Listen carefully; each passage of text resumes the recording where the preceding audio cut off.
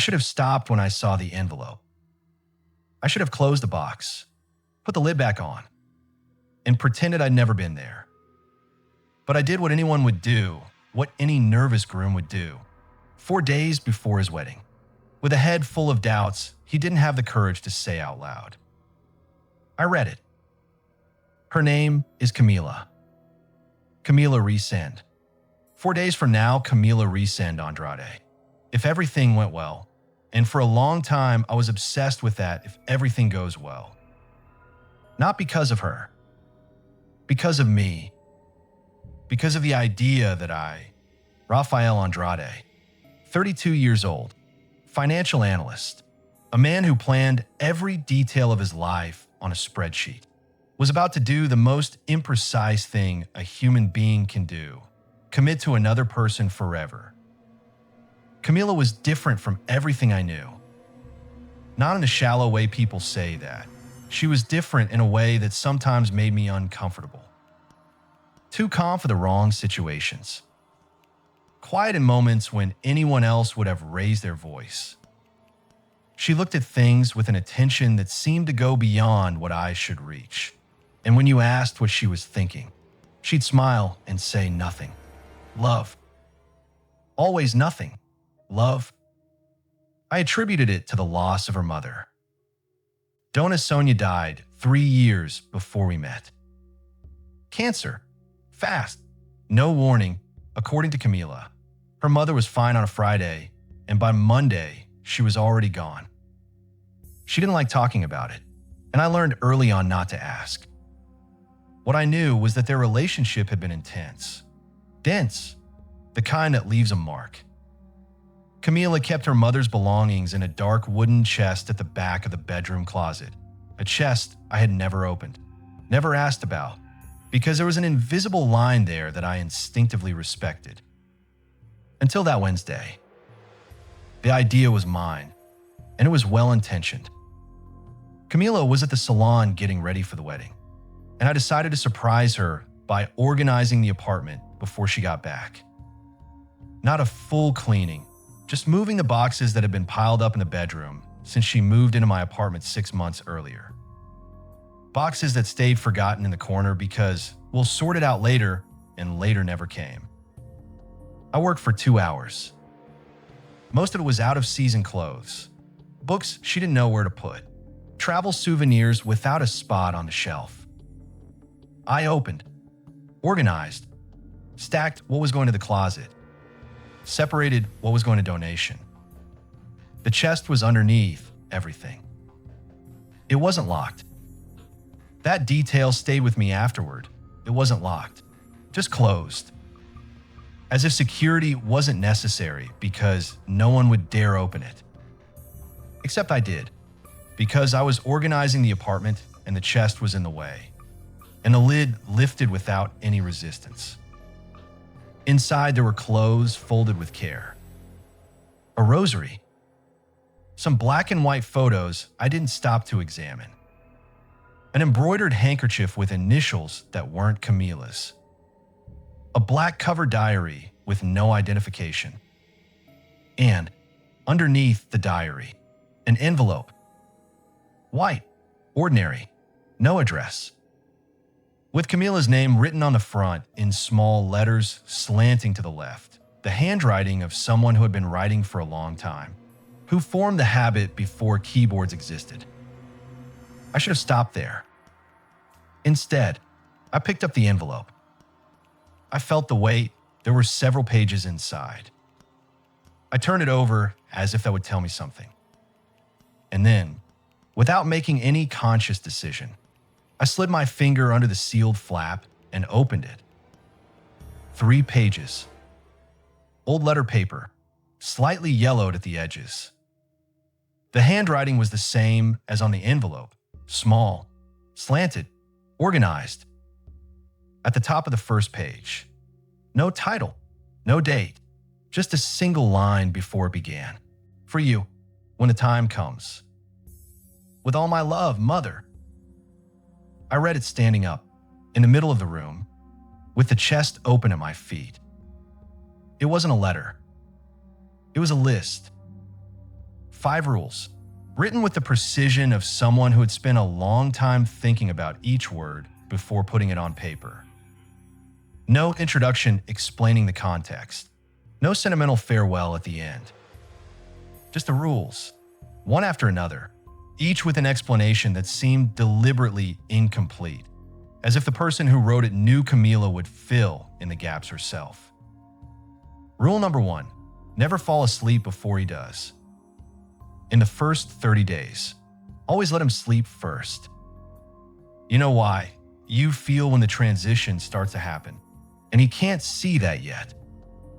If he wakes up in the middle and you're not yourself, say you were dreaming, he'll believe you. They always believe. I stopped at the word transition. I read it again. I kept going. Rule number 2, don't put a photo of yourself alone in his home. Always together with him, always smiling. Photos alone create anchors, and you can't have anchors at this stage. We learned that the hard way, with your Aunt Marlene, and you know how that ended. I didn't know what had happened with Aunt Marlene. Camila had never mentioned an Aunt Marlene. Rule number 3, on Tuesdays, the process will intensify. It's the hardest day. He'll notice you're different. There's no way to avoid it completely. If he asks, say it's cramps, tiredness, work stress, anything. But don't let him look into your eyes on Tuesday nights. The eyes give it away before the rest does. My hand was less steady than it should have been. I moved on to the 4th rule. Rule number 4, if he talks in his sleep, don't wake him. Listen to everything carefully. Those who talk in their sleep are more permeable, and what he says may be useful later. Take notes if necessary. But don't respond. Never respond, because the response creates a bond that can complicate the final stage. Final stage. Rule number 5, if at any point he asks you to wear my perfume, the Shalimar, which is in the blue toiletry bag, leave the house immediately. Don't explain. Don't argue. Don't take anything. Just leave. It means he's getting too close and that I had to move forward before the time was right. In that case, come find me. You'll know how. I folded the pages. Put them back in the envelope. Closed the chest.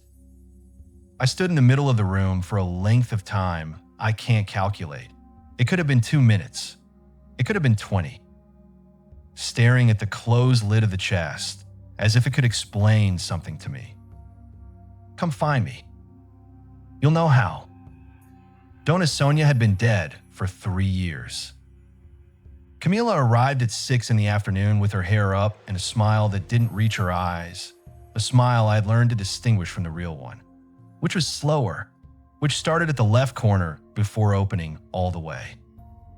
The smile she brought was the arrival smile, the performance smile, normal for a long day. She looked at the organized room and said I didn't have to do that. I said I wanted to surprise her.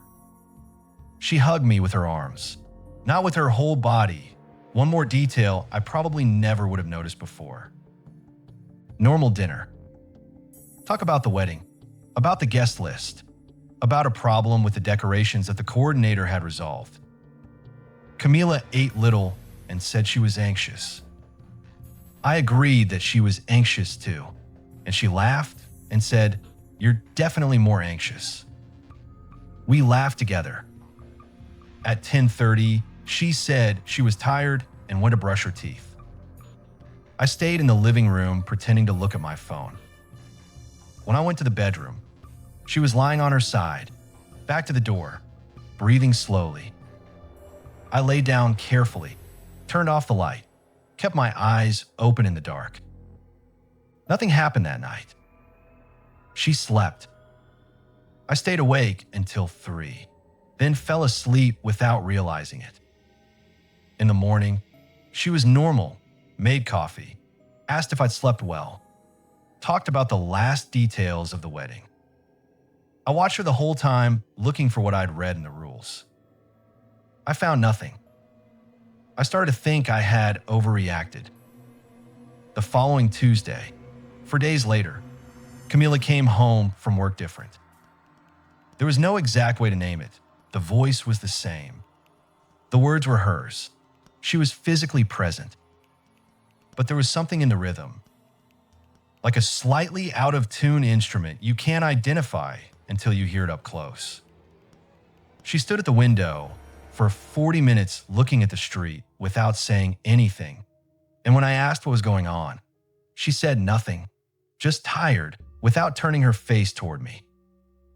At 8, she went to take a shower. I stayed in the living room. When she came out of the bathroom, she came to sit next to me on the couch with her hair still damp and rested her head on my shoulder. Normal. But when I put my hand on her shoulder, she went completely still. She didn't relax, didn't settle in. She held perfectly rigid with a stillness that wasn't tension. It was something else. Like something that had learned to imitate the gesture but didn't quite understand it. We stayed like that for maybe half an hour. Then she said she was tired, went to the bedroom, and I heard the bed creak when she lay down. I stayed in the living room a little longer. When I went to the bedroom, she had her eyes closed, but the breathing wasn't sleep breathing. It was too controlled, too regular. The breathing of someone pretending. I said nothing. I lay down, turned off the light, stayed still. At 2 a.m, she got up. I felt the movement, the weight leaving the mattress, the footsteps going toward the hallway. I waited. After about 3 minutes, I got up too slowly, quietly, and went to the bedroom door. She was in the living room, standing in the middle of the living room, back to me, looking at the window. The lights were off and the street light came in through the blinds, creating horizontal stripes on the floor. She stood there for maybe 2 minutes without moving. Then she turned slowly, not startled, not surprised, as if she knew I was there, and smiled. I couldn't sleep. Go to sleep. Love. I said, no. Look at me. Really look at me. There was a pause. Then she turned her face toward me with a slowness that wasn't hers, like someone repositioning something heavy, and looked at me. The eyes were hers. Color, shape, everything. But there was something in the expression behind them that was different. Like a house with the lights on, but no one home. Like someone who knows exactly what you want to hear and is calculating whether it's worth saying. See? I'm fine. And she smiled again. And the smile, this time, reached her eyes. But it took a second longer than it should have. I said I was tired. I went to the bedroom. I lay down with my clothes still on and stared at the ceiling with my heart beating in a rhythm that wasn't sleep. When she came to the bedroom at 10, I pretended I was asleep. She stood in the doorway for a moment. I could feel her presence without seeing her. Then the sound of footsteps going toward the bathroom. Water running. The click of the light turning off. The mattress sinking on her side. For an hour, nothing. Then she started to speak. It wasn't with her voice. It was her voice, same pitch, same accent, but with a different cadence. Slower, more deliberate, as if each word was being chosen from a place that was a little deeper than normal. I stayed absolutely still. She spoke in short phrases, separated by silence. I couldn't understand everything. Some words were too low. Others seemed to be in an older form of English, with strange structure. But some came through clearly. Almost. He still doesn't. A little more.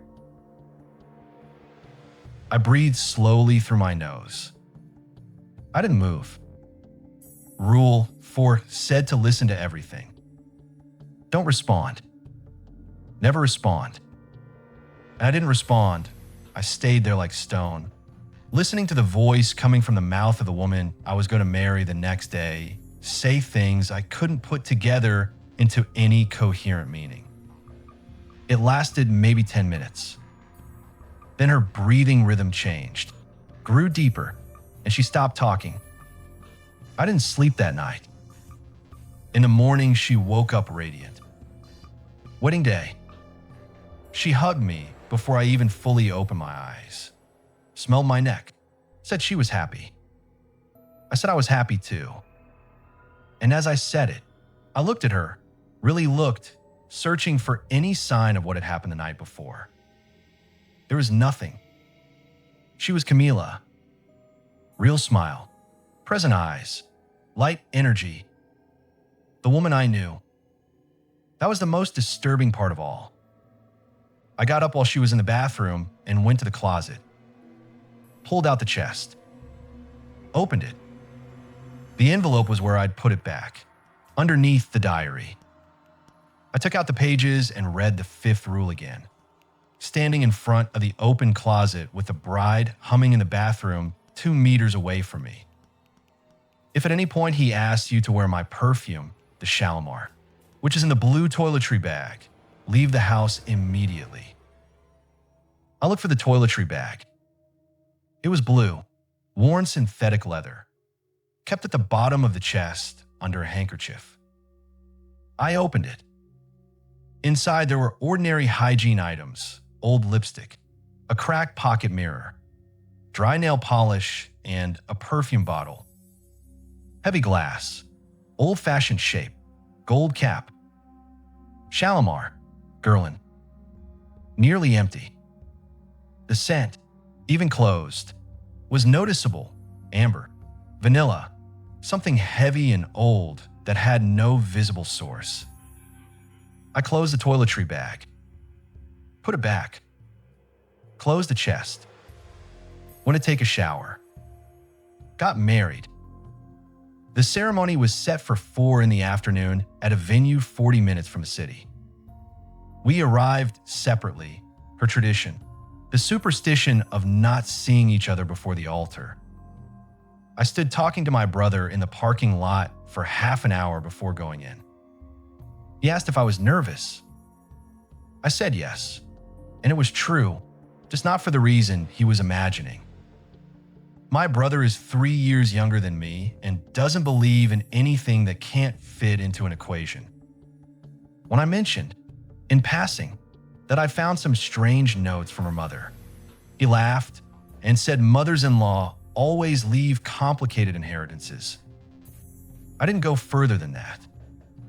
What was I going to say? She walked into the hall in a dress I hadn't seen before that suited her so perfectly I had to take a deep breath when I saw her at the end of the aisle. She smiled when our eyes met, the real smile, the slow one, the one that starts at the left corner. And for a moment, everything I had read, everything I had heard the night before, felt small and distant, like something that happens to other people. We said our vows. We put on the rings. We kissed while everyone applauded. Photographs, hugs, congratulations from people I hadn't seen in years. Camila by my side the whole time, present, warm, real. I started to relax. I started to believe. During the first dance, she rested her head on my shoulder and said quietly, You open the chest.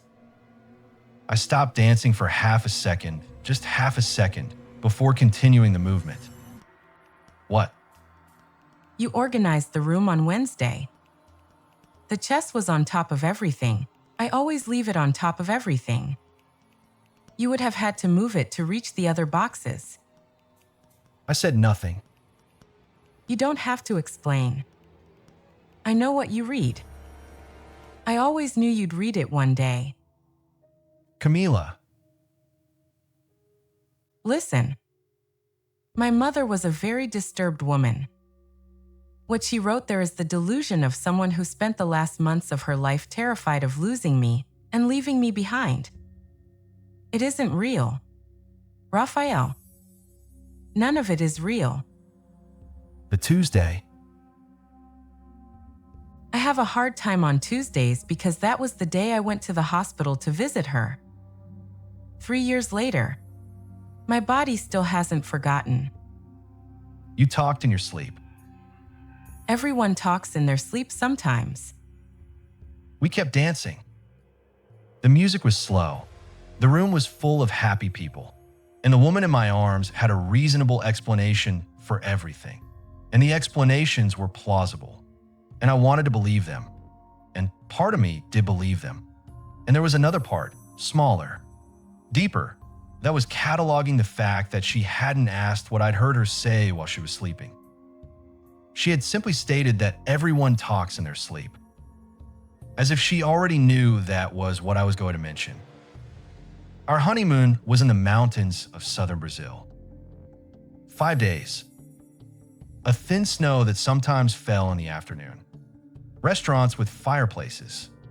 That off-season quiet that makes everything feel more serious than it is.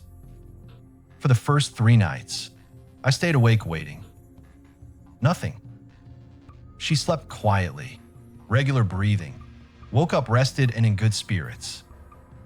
I woke up hollow-eyed like someone who had been keeping watch in the dark, and she'd ask if I'd slept well, and I'd say yes.